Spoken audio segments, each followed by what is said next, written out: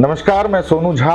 आज बिहार विधानसभा चुनाव के समाप्त होने के बाद, कल रिजल्ट डिक्लेरेशन के बाद मैं आप लोगों के समक्ष आया हूं और आज मैं बिहार विधानसभा के चुनाव का विश्लेषण जो मेरे नज़रिए से होगा, जो मेरे नज़रिए से हुआ है और पिछले एक वर्ष से जो मैं कई क्षेत्रों में मैंने चुनाव के कार्य किए हैं और मैंने जो विश्लेषण समझा है वो मैं आज आप लोगों के समक्ष रख रहा हूं। बिहार विधानसभा का ये अभूतपूर्व चुनाव था। इसमें एनडीए की जीत ने कई धुरंधर विश्लेषकों के विश्लेषण को झूठा साबित कर दिया। कई एग्जिट पोल गलत हो गए। यहां तक कि एनडीए के सर्वे सर्वा अमित शाह भी विश्लेषण करने में गलती कर गया। हम लोगों को भी उम्मीद नहीं थी कि इस बार के चुनाव का रिजल्ट, इस बार के चुनाव का परिणाम इतना अविश्वसनीय, अकल्पनीय होगा। खैर, इन तमाम चीजों के बाद पुनः एक बार प्रचंड बहुमत के साथ, अकल्पनीय बहुमत के साथ माननीय मुख्यमंत्री नीतीश कुमार जी 10वीं बार बिहार के मुख्यमंत्री के रूप में शपथ लेंगे। हमारी ओर से उनको शुभकामनाएं हैं, बहुत बहुत शुभकामनाएं हैं। साथ ही तमाम जीते हुए जितने भी विधायक हैं उनको भी मैं हार्दिक शुभेच्छा प्रदान करता हूं, हार्दिक शुभेच्छा देता हूं, बधाई देता हूं। अब मैं विश्लेषण की बात करूंगा।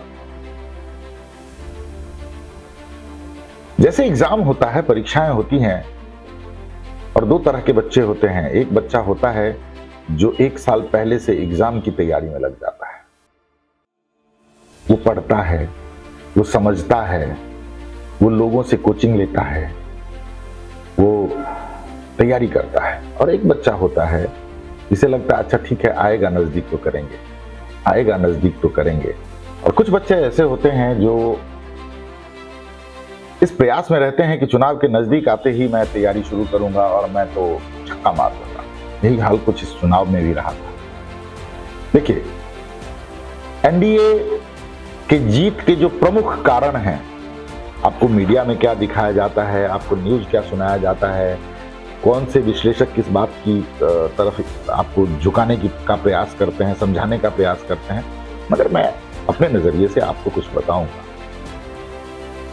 2024 के जनवरी फरवरी से बिहार चुनाव के लिए एनडीए की तैयारी और खास करके बीजेपी की तैयारी शुरू हो गई। शुरुआत कहां से हुई? पहले उन्होंने प्रत्येक इलाके में सर्वे कराया और जितने भी उनके कैंडिडेट थे उनके प्रति प्रो इनकम्बेंसी और एंटी इनकम्बेंसी की जानकारी। फिर उन्होंने ऐसे ऐसे बूथ को चिन्हित किया जहां पे वोटिंग परसेंटेज कम था। कहीं 23% था, कहीं 28% था, कहीं 35% था, जबकि वोटर लिस्ट में नाम तो 1000 के आसपास थे। वोट 300-250 गिर रहे थे। तो आखिर वो 750 वोटर कहां गए, इसको ढूंढने के लिए उन्होंने फैमिली मैपिंग शुरू की। फैमिली मैपिंग करने के बाद अन्य जितने भी बड़े शहर हैं और उनमें जो बिहारियों की कॉलोनियां हैं, जहां पे बिहारी रहते हैं, वहां के जो स्थानीय कार्यकर्ता थे, उन लोगों ने उन प्रवासियों के बीच जाकर वोटिंग करने के लिए कन्विंस किया, बिहार आने के लिए कन्विंस किया। क्योंकि फेस्टिवल सीजन था, छठ था, दीपावली थी, दुर्गा पूजा था, तो इस बीच में लोग आते ही हैं और ऐसे कन्विंस करके उन्होंने वोट प्रतिशत बढ़ाया। विगत पांच वर्षों में एनडीए सरकार ने, या यूं कहें माननीय मुख्यमंत्री नीतीश कुमार ने, बिहार में कई विकास की परियोजनाएं शुरू की। जैसे दरभंगा में एम्स का होना, दरभंगा में एयरपोर्ट होना, पूर्णिया में एयरपोर्ट होना और औरंगाबाद बाईपास होना, राजगीर का विकास होना, वाल्मीकि नगर का विकास होना, ये कई तरह की विकास परियोजनाएं थी। मरीन ड्राइव का होना, मेट्रो का चलना, ये सब कई तरह की विकास परियोजनाएं थी। उन्होंने रोजगार दिए, उन्होंने इतने रोजगार दिए जितने की कल्पना नहीं की जा सकती है। सिर्फ एक शिक्षा, शैक्षणिक संस्थानों में उन्होंने लाखों नौकरियां दी, जिससे युवा वर्ग, खास करके जो पढ़े लिखे थे, जिन्होंने टीचर्स की ट्रेनिंग ली थी, जिन्होंने सीटीईटी पास किया था, जिन्होंने बीएड एमएड किया था, उन लोगों ने इसमें जब उनकी भर्ती हुई तो उनके और उनके परिवार में एक अलग ही खुशियां दौड़ गई और वो नीतीश कुमार के साथ हुई। इसके बाद 125 यूनिट बिजली का फ्री होना, बिहार में 1.25 लाख स्टार्टअप को मान्यता देना, बिहार में उद्योग विभाग के द्वारा माननीय श्री नीतीश मिश्रा जी के द्वारा कई तरह की योजनाओं का शुभारंभ करना, बिजनेस कनेक्ट मीटिंग करना और उसमें 2 साल में लगभग 2.5 लाख करोड़ रुपए का इन्वेस्टमेंट बिहार में लाना, यह छोटी मोटी बात नहीं थी। इसने बहुत बड़ा बदलाव लाया बिहार में। बिहार की आर्थिक स्थिति में जो पलायित हो चुके हैं वो हो चुके हैं। आजकल लोग बात करेंगे, आपको ट्रेनों में बहुत भीड़ होती है, तो ट्रेनों में भीड़ पलायन करने वालों की नहीं होती। जो ऑलरेडी पलायन कर चुके हैं उनके आने और जाने की जो संख्या है वो बहुतायत में होती है। साथ ही उनके मिलने जुलने वाले रिश्तेदार, इन लोगों की भीड़ बहुत ज्यादा होती है। हाँ, मैं ये नहीं कहूंगा कि पलायन पूरी तरह से रुक गया है, मगर पलायन को रोकने के लिए जिस तरह की व्यवस्थाएं शुरू हुई हैं, आने वाले 5-7 सालों में पलायन लगभग पूरी तरह से रुक जाएगा। मैं ये नहीं कहता कि प्रवासी वापस आएंगे, प्रवासी वापस आएंगे कि नहीं आएंगे वो पता नहीं। जो जहां गए हैं वो वहां पर लाखों करोड़ों में कमा रहे हैं, उनका जो निवास है वो स्थायी हो चुका है, वो वहां पे सेटल हो चुके हैं, तो उनका आना वापस थोड़ा सा मुश्किल है। मगर जो नए लोग प्रवास करने जा रहे हैं उनके जाने में बहुत ज्यादा कमी आई है।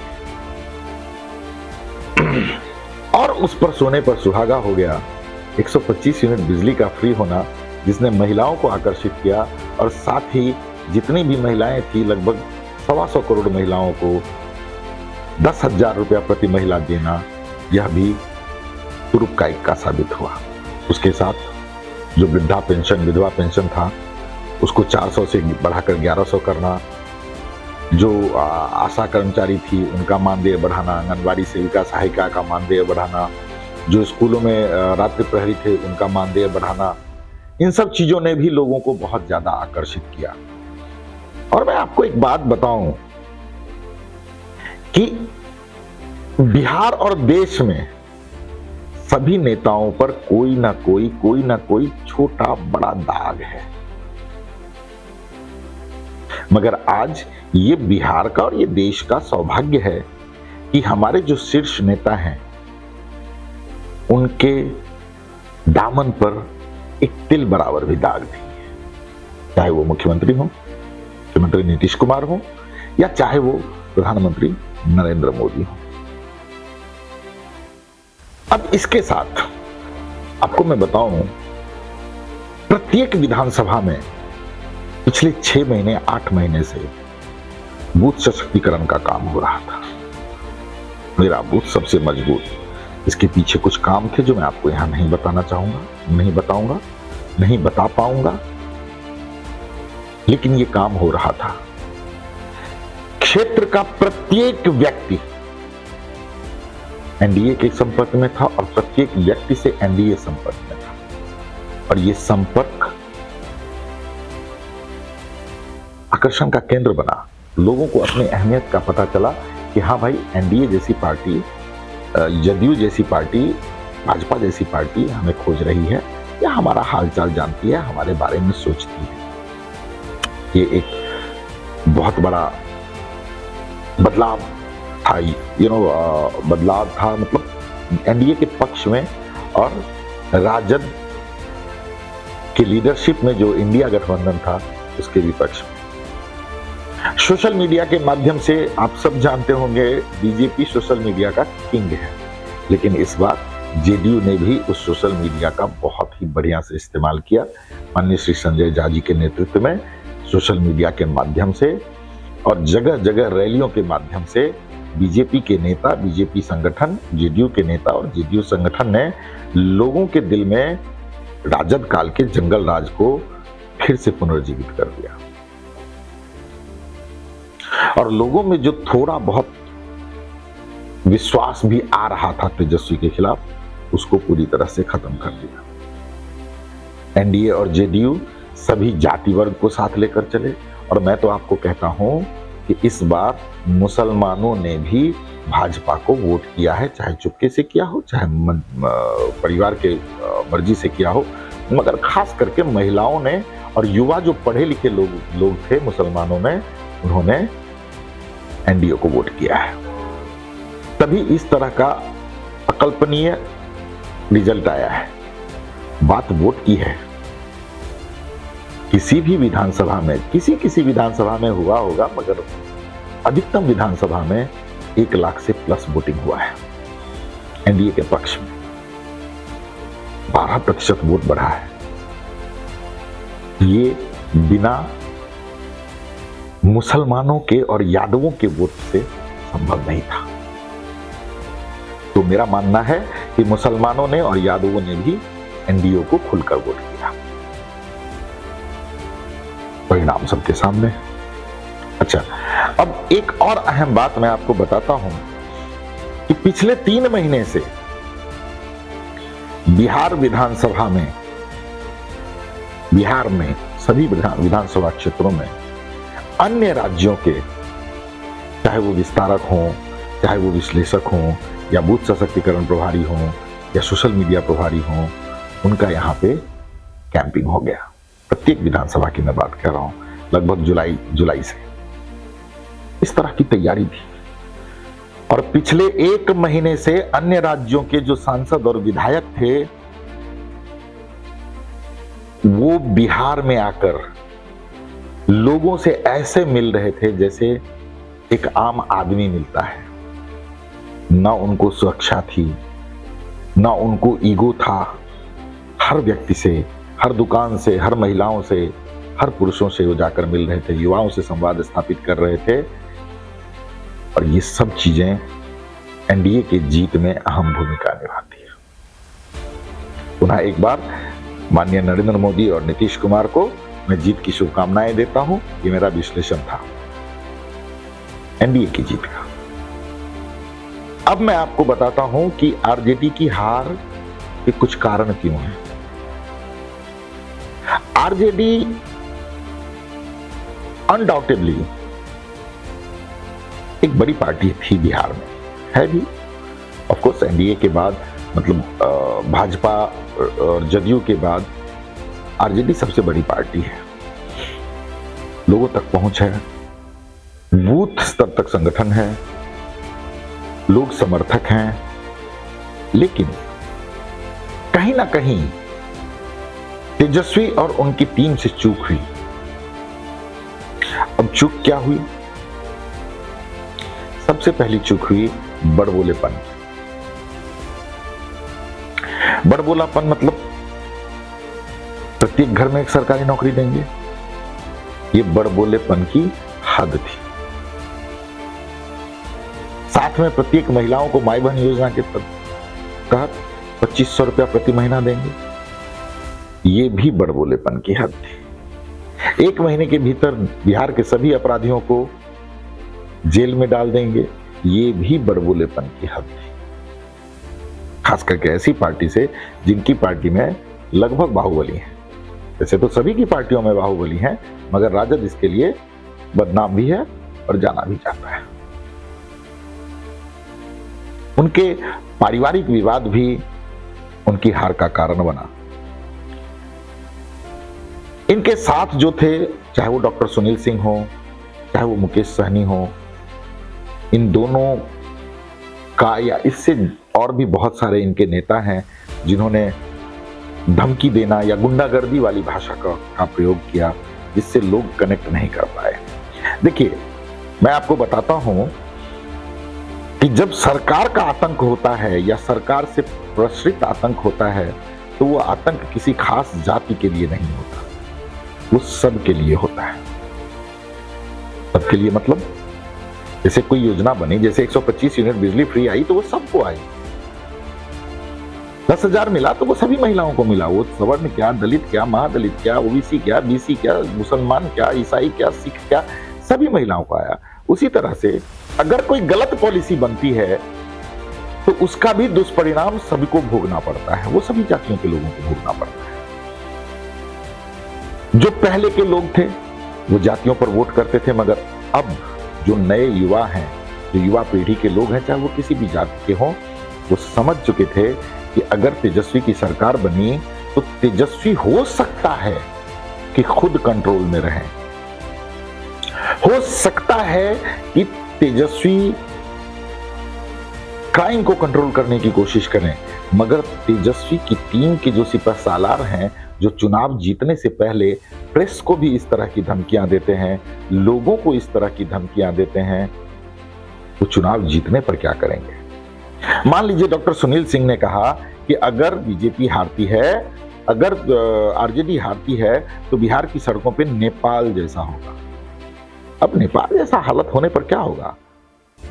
क्या खाली ब्राह्मण प्रताड़ित होगा? क्या खाली राजपूत, या इन शॉर्ट क्या खाली भूरा बाल प्रताड़ित होगा? अगर इस तरह का कोई घटना बिहार या पूरे देश में होता है तो उसका दुष्प्रभाव सभी पे पड़ता है। मजदूरों को रोजगार नहीं मिलता, रिक्शा ठेला, सबसे ज्यादा प्रभाव तो उन्हीं को पड़ता है। जो सक्षम है वो तो घर में बैठे रहेंगे, 10 दिन, 20 दिन, महीना दिन, 2 महीना अगर इस तरह के हालात रहे तो वो सरवाइव कर जाएंगे। इस सब का दुष्परिणाम सबसे ज्यादा गरीबों पे होता है, पिछड़ों पे होता है, दलितों पे होता है, क्योंकि उन लोगों के पास सस्टेन करने की कैपेसिटी नहीं है, उनके पास सर्वाइवल के लिए कुछ जमा पूंजी नहीं है। और अगर आप इस तरह की धमकी देते हैं तो आप सवर्णों को नहीं देते, आप उन दलितों को यह बात बताते हैं कि भाई अगर मैं इस तरह का करूंगा तो 1 महीने तक तुम्हारा हुक्का पानी बंद हो जाएगा। ये भी बड़ी बात थी। टीवी पे आने वाली कुछ महिला पत्रकारों द्वारा गाली गलौज तक की भाषा, सनातन को गाली देना, ब्राह्मणों को गाली देना, या यूं कहें कि ये जो बुरा बाल के प्रति इनकी नफरत थी, इन्होंने भी इनको हराने का बहुत बड़ा काम किया है। कौन है बुरा बाल? भूमिहार राजपूत ब्राह्मण लाला, ये कौन है? क्या इनके लिए इस तरह की भाषा का उपयोग करना सही है? आपको मैं बता दूं कि जब से कांग्रेस ने सवर्णों को गाली देना शुरू किया, तब से कांग्रेस हाशिए पर जाता गया। और जब से ये भूरा बाल का कॉन्सेप्ट लालू यादव लेकर आए, तब से उनका पतन शुरू हुआ। बीच में तेजस्वी की 2 बार सरकार बनी, इस तरह का कोई स्टेटमेंट नहीं था, इस तरह की कोई बात नहीं थी। लोगों को लगा कि तेजस्वी और आरजेडी सुधर रहे हैं, लेकिन इस चुनाव से ठीक पहले मंगनी लाल मंडल के द्वारा इस तरह का स्टेटमेंट देना और कई सारे नेताओं के द्वारा इस तरह के स्टेटमेंट देना, महिला प्रवक्ताओं के द्वारा टीवी चैनल पर लाइव डिबेट में इस तरह का स्टेटमेंट देना, ये इनके लिए नुकसानदेह हो गया। और सबसे बड़ी बात थी कि अति उत्साह में एनडीए को कम आंकना, एनडीए को कम आंकना और चुनाव के प्रति लापरवाही बरतना और अंतिम समय में तैयारी करना, यह इनके लिए बहुत बड़ा नुकसानदेह हुआ। यही कारण था कि आरजेडी और आरजेडी के साथ जो सरकारें थी, जो लोग थे, जो पार्टियां थी, वो सभी चुनाव हारते चले गए। ये था मेरा आरजेडी के हार का विश्लेषण। अब मैं जनसुराज के बारे में कुछ बताना चाहूंगा कि जनसुराज की हार क्यों हुई और इसका अनुमान क्यों था। हालांकि इतनी बुरी दुर्गति होगी इसका अनुमान ना तो मुझे था ना तो किसी को था। शुरुआती रुझानों में 2 सीटों पर इनको बढ़त दिखाया भी जा रहा था, जिसमें एक रितेश पांडे थे, एक मनीष कश्यप थे। थोड़ी देर के लिए केसी सिन्हा भी आए थे कुम्हरार से, जो खड़े हुए थे जनसुराज से, मगर धीरे धीरे वो सब हाशिए पर जाते गए और नामो निशान नहीं रहा। जनसुराज का चुनाव आयोग की लिस्ट में नाम निशान नहीं। का कारण क्या था? हालांकि वो बहुत बड़े राजनीतिक विश्लेषक हैं, राजनीतिक रणनीतिकार हैं, तो उन्होंने खुद भी विश्लेषण किया होगा मगर मेरा भी कुछ विश्लेषण है जो मैं आपको बताता हूं। सबसे पहले है एको हम द्वितीयो नास्ति। सिर्फ एक मैं अगर पूरी संस्था को चलाना चाहूंगा तो मैं चूक जाऊंगा। जनसुराज ने अकेले के दम पर सिर्फ एक नेता के बदौलत पार्टी चलाने की बात की। ये पूरी की पूरी पार्टी सिर्फ एक नेता पे डिपेंडेंट थी। अगर मेरी बात को झूठ लग रहा है तो ये वीडियो देखते देखते आप उनके किसी दूसरे सेकंड नेता का नाम बता दीजिए, कौन थे। आपको ये भी नहीं मालूम, कम से कम आरजेडी की पार्टी के 10 नेताओं का नाम तो मालूम है आपको। मगर जनसुराज में प्रशांत किशोर के अलावे प्रशांत किशोर जी ने किसी और नेता को खड़ा नहीं किया। ये एक महत्वपूर्ण कारण था। बूथ स्तर तक इनके संगठन का पहुंच ना होना, ये भी एक बहुत बड़ा कारण था। जो इन्होंने प्रत्याशियों को चुना वो इंटेलेक्चुअल लोगों को चुना, पॉलिटिकल लोगों को नहीं चुना। सबको इंटेलेक्चुअल लोगों को चुना, अच्छी बात है, मगर उनके सपोर्ट में ना तो सेकंड लेवल के नेता थे, ना सेकंड लेयर के, और ना तो उन्हें राजनीतिक अनुभव था, और ना उन्हें संगठन का ग्राउंड लेवल पर सपोर्ट था। यह भी एक कारण हुआ था। एक और महत्वपूर्ण कारण था, और वो ये कि केजरीवाल मॉडल की तरह ये आए और पिछले 4-5 महीनों से पता नहीं इनको किसने सलाह दी। अब हो सकता है इनके अपने दिमाग की बहुत ही ब्रिलियंट व्यक्ति हैं, अपने दिमाग की उपज होगी। इन्होंने अन्य दलों के लोगों पर, नेताओं पर आरोप प्रत्यारोप लगाना शुरू कर दिया। ये नेता भ्रष्टा है, ये नेता भ्रष्ट है, ये नेता चोर है, ये नेता चोर है। और ये मॉडल दिल्ली के केजरीवाल के मॉडल पे आधारित था। केजरीवाल ने क्या किया, लोगों के मन में एक अलग छवि है, और उस अलग छवि के कारण इन्होंने भी अपनी छवि उसी के समानांतर बना ली, और ये भी इनके हार में एक अहम भूमिका निभा गई। अविश्वसनीय दावे करने लगे। देखिए, किसी भी चीज में अगर ये सत्ता में आते तो ये कुछ चीजें इन्होंने बहुत सही बोली, मगर कुछ चीजें इन्होंने अतिशयोक्ति कर दी, और वो अतिशयोक्ति लोगों को पच नहीं पाई। हालांकि इन्होंने कहा बहुत अच्छा विजन था, मगर जो लोग थे उनको विश्वास नहीं हुआ। और इससे अलग एक अंतिम पॉइंट मैं आपको कहूंगा, ये बहुत बड़े राजनीतिक रणनीतिकार हैं। इन्होंने कई पार्टियों के लिए काम किया है, मगर मैं मिथिला से हूं तो मैथिली में एक है कि असगर तो बृहस्पतियो झूठ हुई, मतलब अकेला तो बृहस्पति भगवान भी झूठ होता है। तो अकेले तो प्रशांत किशोर भी गलत है। जब वो किसी पार्टी के लिए काम करते हैं तो उस संगठन का संपूर्ण पूरा संरचना इनके साथ होता है, इनके स्ट्रेटेजी पे चलने के लिए होता है।